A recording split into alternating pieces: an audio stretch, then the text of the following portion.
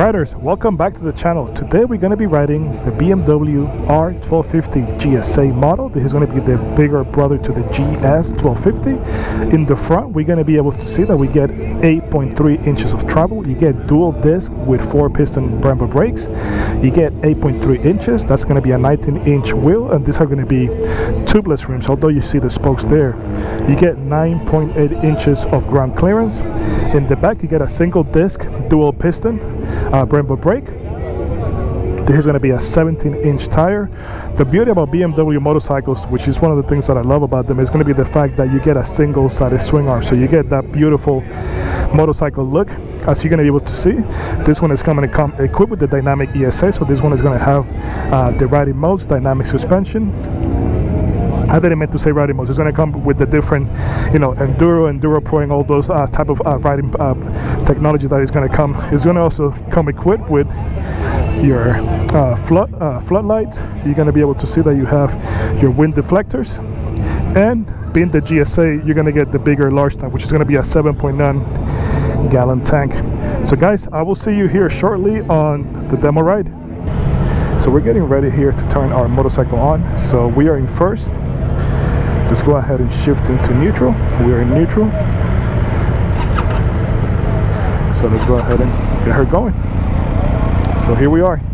You're going to be able to notice right off the bat, there's not going to be a key. There's going to be a keyless ignition. The key is going to be housed in here. So there's the key. You're going to be able to see that you're going to be able to adapt a BMW navigation system. You're going to get a 6.5 TFT display. And let's go ahead and get it going. Let's go. So you're able to select riding mode. So you're going to have dynamic, eco, rain, road, and dynamic. Dynamic is where you're able to select between the different more higher trim levels of riding. So you're going to get dynamic pro and some of the other riding modes. So we're waiting here for our lead. Our lead has to go ahead and go. Look real quick over here. It's going to have heated grips, so it's going to be up here if you're able to see that. On our left, we're going to have the cruise control. Right up here, there's going to be a toggle switch for your high beam. So if you pull it back, it's going to be a flashing. If you push forward, it's going to be a high beam just control. Here are going to be your turning signals. This is going to have self-canceling turning signals. So you have to go into a lean. So if you're just switching lanes, it's not going to go ahead and automatically cancel themselves out. Your horn is going to be down here. So let's see. I don't believe the model that we're currently riding has heated seat. One thing you'll notice up here, you're going to be able to see that you have your connector for USB. So for your cell phone, your cell phone, your GPS, whatever the case might be, you're going to be able to do it right there. So we're coming to a stop. One thing you'll notice is up here, you're going to get a little knob. That knob, what it's going to do is it's going to allow you to change your lighting position for your headlight. So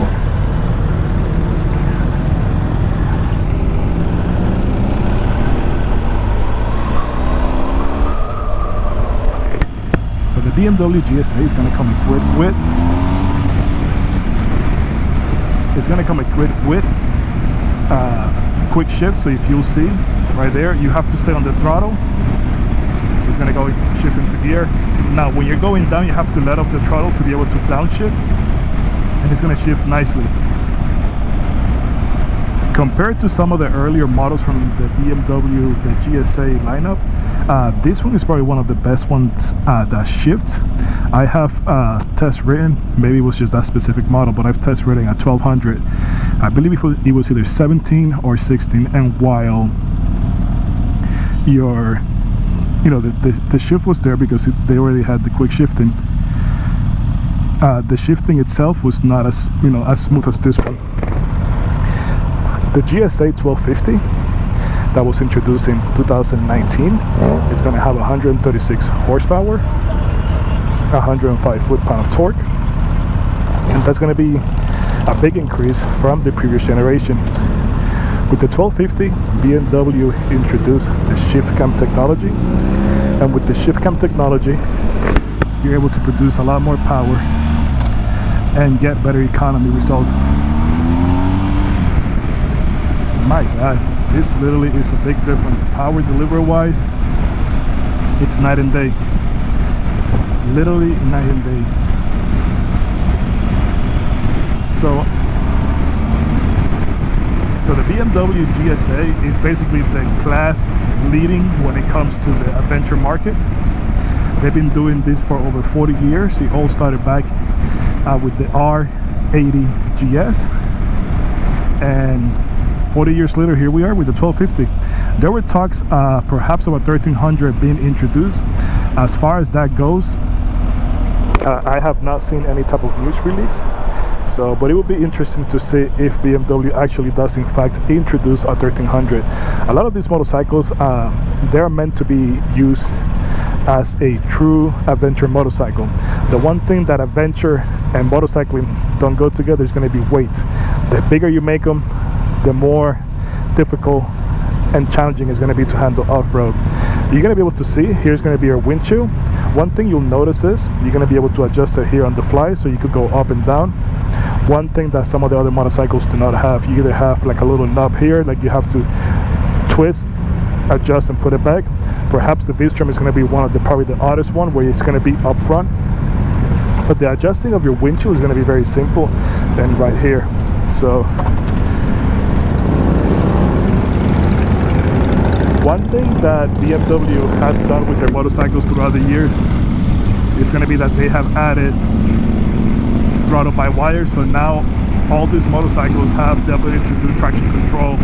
You have ABS, you have different riding modes, and you also have the ability with this motorcycle, it comes with dynamic suspension, so you're able to adjust your suspension for the type of riding that you're going to be doing, as well as your riding mode. So you could do enduro, and you're able to switch the mapping of the the mapping of your motorcycle to basically reflect the type of terrain you're going to be doing.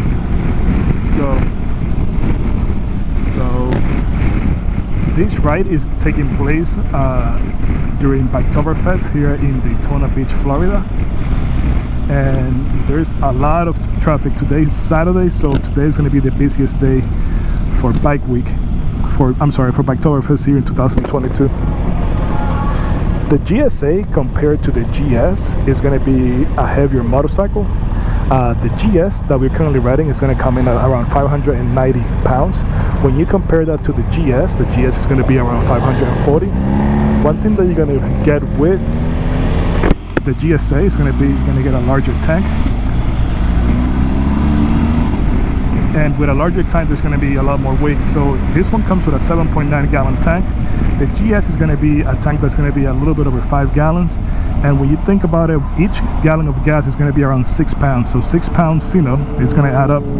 One thing that you're going to get with the GSA that you're not going to get with the GS is going to be all the scratch bars. So with the scratch bars, you're going to get your upper fairing, your engine crash bars right there, and it's also going to come with the racks for your hard panniers.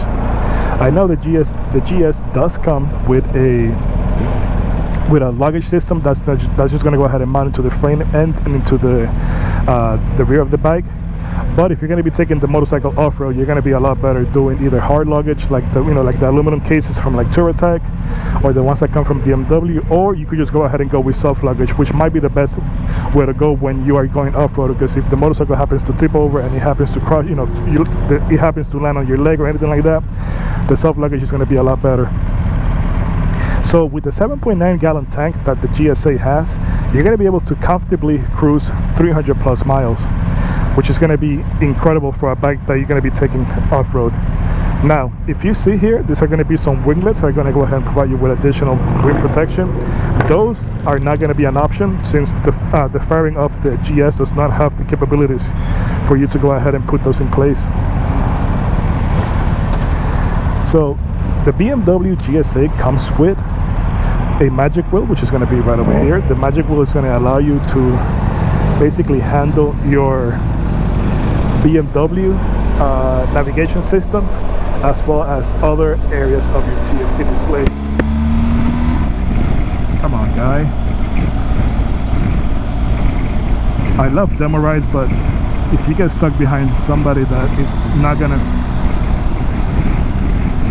not pressing the motorcycle, that's gonna happen. You get a car that's gonna jump in front of you because you were not following your group closely. Now, going with the GSA, so the GSA that we have here is going to be a seat height of 35 to 35.8 inches. So if you are vertically challenged, more than likely it's gonna be challenging for you. Although I've seen I've seen some of those BDR videos, and one of the riders was a 5'3" lady, and she handled her GSA just fine. There comes an option that you're able to get from factory. You're able to get your GSA with the factory lower suspension, so that's going to lower about another almost 2 inches from factory, in addition to the low seat. So that right there is going to be options if you are concerned about the height. I am 5'10".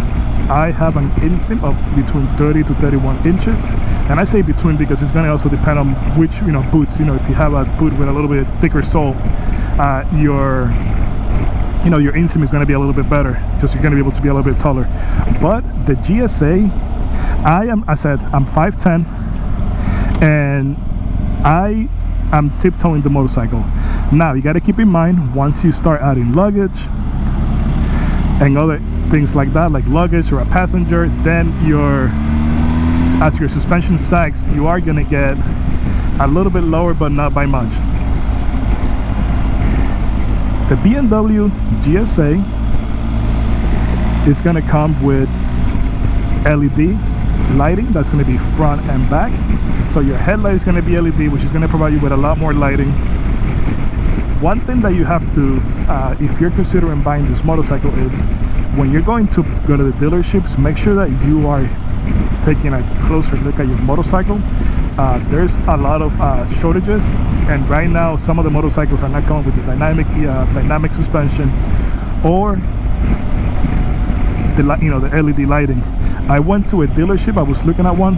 One of the reasons I'm looking, I came to ride was because I want to go ahead and I wanted to test it out, and because it's a motorcycle that I have potentially in my for purchase down the road. And that motorcycle that I went to see did not have the dynamic suspension or the LED lighting, and it had a price tag of 23,000 and change. So the BMW GSA, as you're going to be able to see, it's going to be a very big motorcycle. It's going to be very large. So the suspension up front, you're going to have a telelever system. So you do have the forks and everything else, but you're going to have the telelever. So the telelever might actually take away a little bit of the feel when you're going on the road.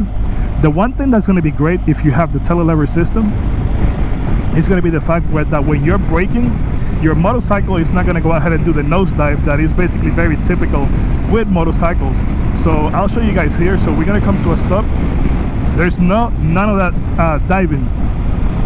Now the ABS system, it's very, very responsive and very good. And let's see if we're... So there's none of that, there's no locking of the wheels. You do feel the rubber kind of sticking to the road, but there was no locking of the wheels.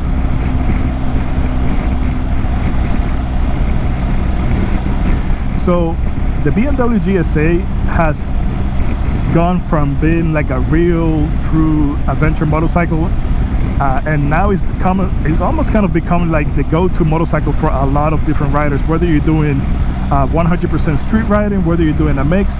The BMW GSA has become literally a motorcycle that now a lot of riders are using.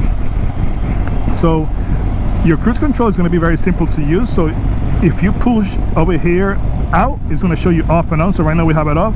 Once it goes on, you're going to be able to see, you're going to have the lighting right there. And just like a car, you pull it back, you adjust it in place. Let's say you want to go ahead and shut it off, you can either roll your throttle forward, or you could go ahead and press your brake or clutch lever. So right now, if you see here the menu, if we press up, it's going to show you, it's going to change the information up here. So we're going to be able to see, it's going to give you the runtime, it's going to give you how many hours this motorcycle has been on. If we keep going, it's going to show you your average miles per hour. It's going to show you your front and rear tire pressure. It's going to show you your total miles to empty. It's going to show you the fuel bar, and then it's going to show you the total MPG of the motorcycle. Then as we keep going forward, we see trip 1, trip 2, average MPG. So as you're able to see, you get a lot of different information from the TFT display that we currently have on here. So let's go ahead and put it back to total miles. So let me show you what I was telling you earlier. So like I said, I'm 5'10". If you're able to see, I'm actually able to put the ball of my foot on the ground. Here are going to be your engine crash bar, so you're going to be able to see this is going to be your opposed twin. So crash bars, you get the hand guards, you get, and this side is going to be the same thing. You're going to get these winglets, and you're going to be able to adjust your motorcycle here on the fly. So the stock seat that we're currently on is actually not uncomfortable. One thing that you'll notice with the BMW when you compare it to, like, for example, either your Harley Davidson, the Pan America, or for example the Honda Africa Twin, is you have a wider seat, and that wider seat is going to make it a lot more comfortable when you're riding a motorcycle for long distance. There's always the option of you doing aftermarket seating, so that's another option that you have right there.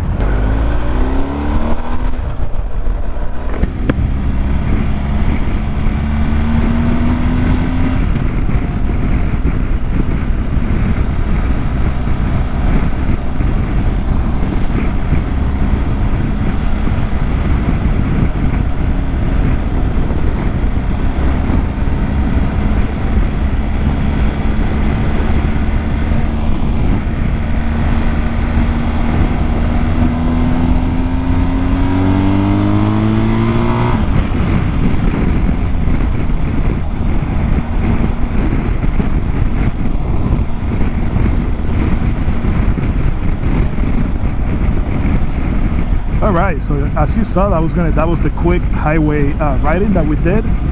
So what do I think about the BMW GSA? Again, keep in mind this is a very short ride, so in-depth review is not possible just based on the amount of riding time that we have. Definitely an incredible motorcycle. I can definitely see how the GSA appeals to all type of riders. You don't have to be an adventure-seeking individual. You could just use this motorcycle for road riding and still be able to have just as much fun as somebody that bought the motorcycle with the intentions of taking it off-road. The telelever suspension in the front definitely does work really good. The suspension from the factory does feel like it does a good job. Again, we only did a road test, so the sample that we have is very minimal, and it's going to be based on what we just did, the type of riding that we did. So let's see.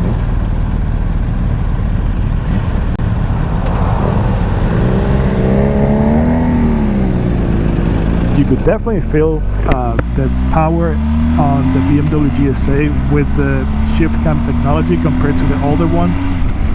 So if you're coming from an older one to this one, you're definitely going to be able to see how much better it is. The only downside that I can find to it is maybe the price point, but then again, you're buying a premium product, so a premium product deserves, or is going to have a premium price like the one we have right now.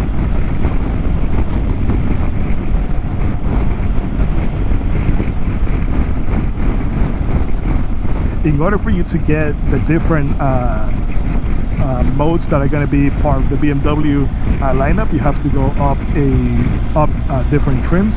So for example, the rally one, this one is that's where you're able to see the dynamic rides, because this one is going to be an upcharge, or is going to be an upgrade from your base GSA model. Now, if you're looking to only ride on the road and you know that you're not going to take your GSA off-road, perhaps the GS might be a good compromise. The reason I say that is it's going to be, as far as the frame goes and everything about the motorcycle, it's all going to be the same. Now, you where I say compromise is you're going to be able to get a lighter motorcycle. Keep in mind, once you start adding some of the aftermarket, so for example the bags and all that, bags, crash bars, you know, upper fairing protection, you are gonna see your motorcycle weight increase, but you still don't have almost 3 gallons worth of fuel that you're gonna have to lug around as you would on the GSA. I spoke to a local dealership, and the guy told me that he's been riding GSs now for a number of years, and he said that he's like, unless you're gonna be like crossing Africa, he's like, the reality is you're more than likely are never gonna need to have all that extra fuel that the GSA has. So I mean, there is that.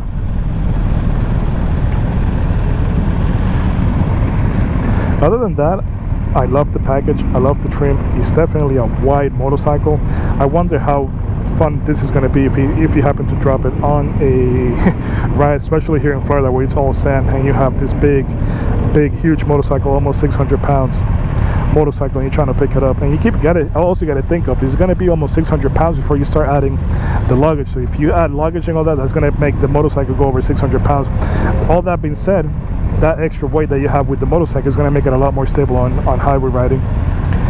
I wonder if the 2023 model is going to come with, at the very least, there were talks of doing adaptive cruise control. I'm not a big fan of adaptive cruise control, not even on my cars. I don't like, especially if you have, like, you know, traffic filtering from one lane to the other. It's like the sensors are not able to really, you know, understand that the car is just moving forward, and oftentimes it just slams on the brakes.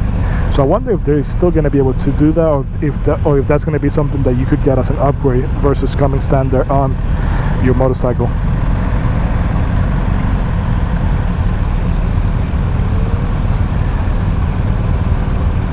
So as a prospective buyer, I gotta say this ride was very, very impressive. More than likely I'm gonna have to go back and perhaps do either a longer ride or be able to have the motorcycle for a little bit longer. It does feel great. I'm just wondering if the GS might be able to suit my needs better. I do want to do some dual sport or some adventure riding, but I'm not sure how much of that might actually happen. So it's one of those things that you have to think before you make that purchase, because it's also going to have an upcharge when you're thinking of the GS versus the GSA.